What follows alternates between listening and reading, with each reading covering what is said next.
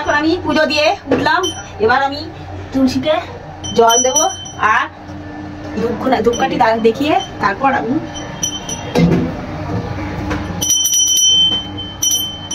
ধূপকাঠি দেখিয়ে এবার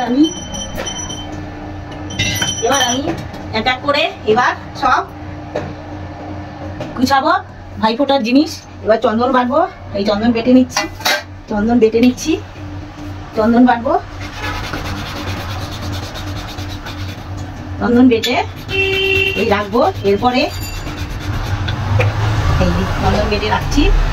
এরপর কাজল পাতবো, কেন মেয়ে এত কিছু রেডি করতে পারছে না, ও একটু বেরোবে, আমি এই জন্য সব রেডি করে রাখছি। দেখতেই পাচ্ছ ধান, নিম পাতা, ধান দুব্বা, চন্দন।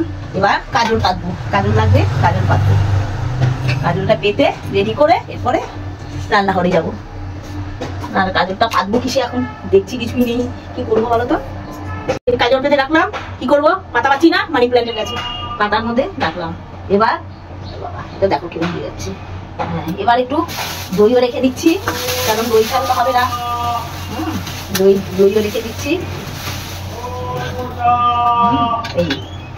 এই দেখো দই, কাজল, ঘি, ধান দুব্বা, নিম পাতা, পান গাল পোছানোর জন্য আর চন্দন সব রেডি।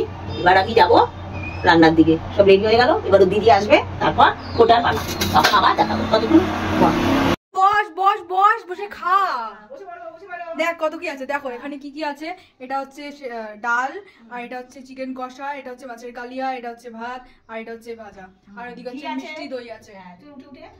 খা খা, তোর খাওয়া শুরু কর, খাওয়া শুরু কর।